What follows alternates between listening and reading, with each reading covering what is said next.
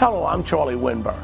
I am very excited about this upcoming series that we're going to be having at Renew Community Church, and I want to invite you right now to our Easter celebration, a new 5-week series that's going to be starting on Sunday, March the 31st through April the 28th in our 65-minute service, 11 a.m. to 12:05 p.m. Our upcoming series is titled Betrayal, Let It Go.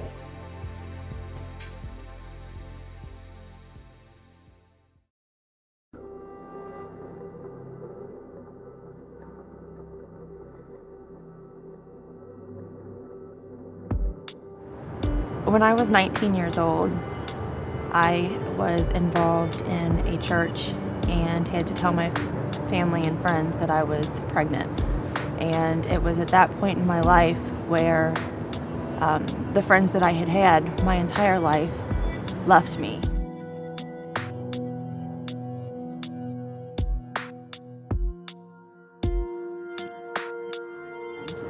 My Christian friends no longer accepted me for who I was. And it wasn't until I got involved with real faithful people that could look past that and see me for what I was and what I could be with the right love and support. It wasn't until then that I felt what God's love can really do in somebody's life.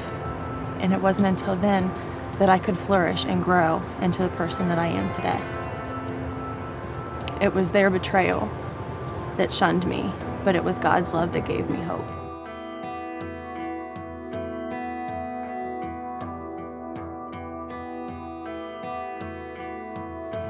So how have you been betrayed?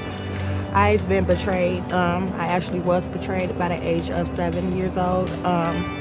I was supposed to be being watched by my older siblings, and they actually wasn't watching me at the present time. Where we was going was, to the park, and I wandered off trying to go back to the home, and where a man stopped me and asked me to come across the street, where I did volunteer to come across the street, being a good, nice person that I was. And he tried to volunteer me into his vehicle, where I screamed and I ran. And my brother's still playing down there, never seen nothing that happened, and I could have been easily snatched had I not known the right from wrong, and being able to be like, okay, this is not right. I got to go tell someone. And that's what I instantly did. And the cops was called, so I'm glad that now that I'm older, I'm able to establish a way of life and what to say to people and what not to say to people. So you felt that your brothers betrayed you? Yeah, I did. At that moment in time, I did.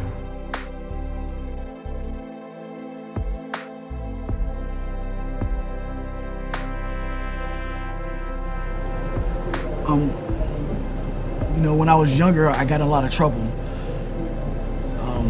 And the friends that I was hanging with, all they did was get me in more trouble. I had nobody close to me.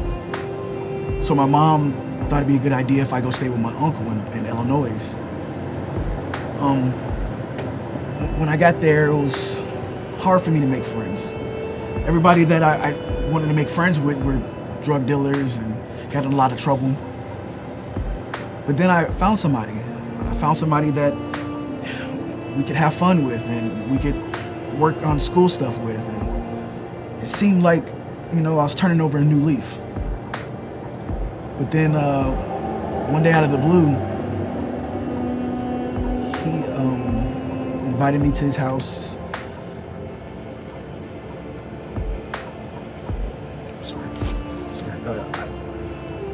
He invited me to his house and he tried to molest me.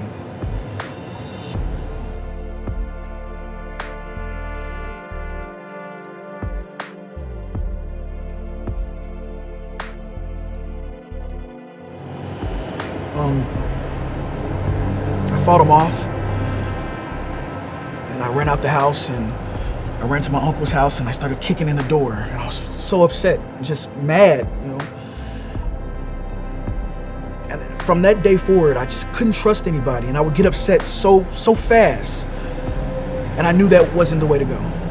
So, when I got a little bit older, I finally found some folks that's been through what I've been through, and they helped me to see that I had to let it go.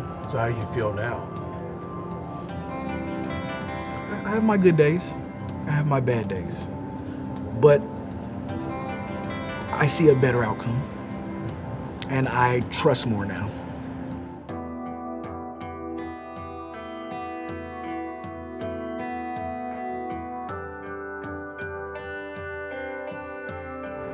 How have you been betrayed?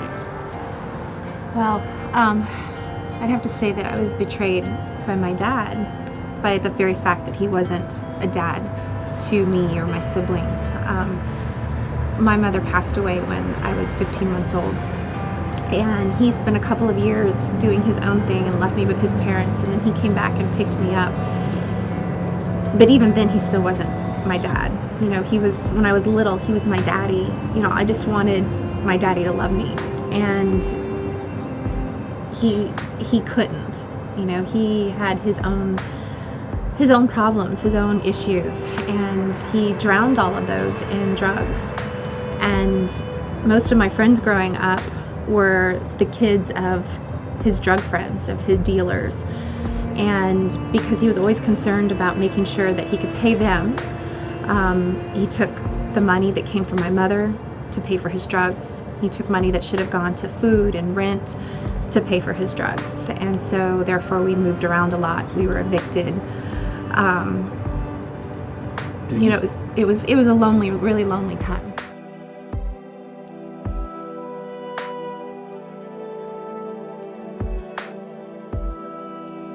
Tell me about your betrayal. Well, it was about 2 years ago, and I had a nice job. I was about to move into a new home, and I had to stay with some friends. You know, they let me stay with them until I could get all the stuff with the new place figured out and stuff. And they got me hooked on drugs and stuff like that. And, you know, I started doing them on a daily basis, and eventually I got drug tested and got fired from my job.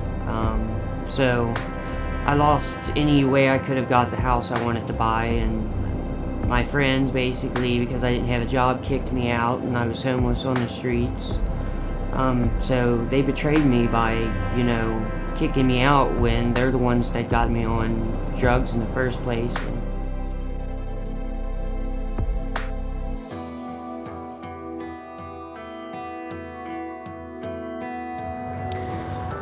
Well, I was in a relationship for over a year, about 4 years ago, and he and I were inseparable, literally, for, as you would think a typical relationship would be.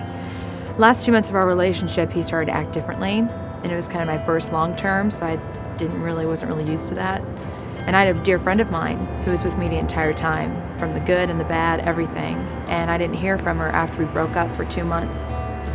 Went on a vacation with a friend, came back, she got this random knock on the door, and she was there at the door, and she told me, "I have something to tell you." And I said, "Okay." After 2 months, I'm thinking, "Oh, she better have something to say." And she tells me, "Your last 2 months of your relationship with your boyfriend, I fooled around with him." And that moment, I came in worse than upset. I was mortified. I was embarrassed, and just said, "Get out, and I don't want to talk to you ever again." And it took me a long time to really heal from that.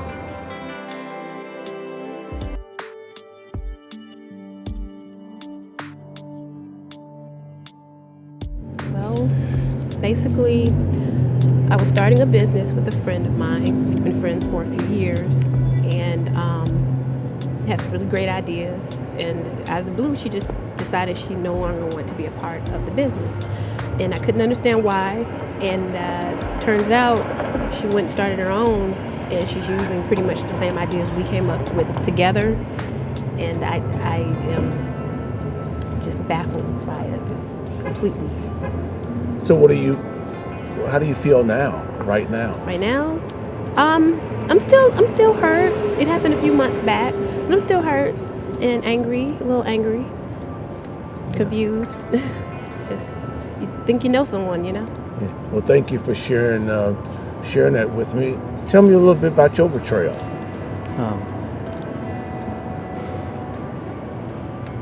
You know, I was deployed to Iraq for a year ago, and well, you know, we don't have a lot of internet access out in the field. So I had, you know, the only person that I could trust, my brother. I mean, we've been like this for as long as we've been little kids, you know. And, well, I allowed him to, you know, check my bank account and things. And,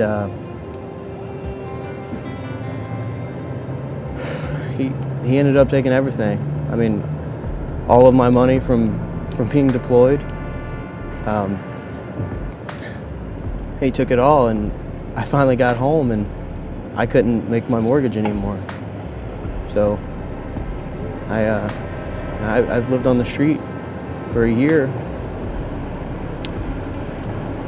until one of my good friends from the Army, about a week ago, I thank him every day that he lets me stay in his house, just until I can, you know, until I can get back on my feet again.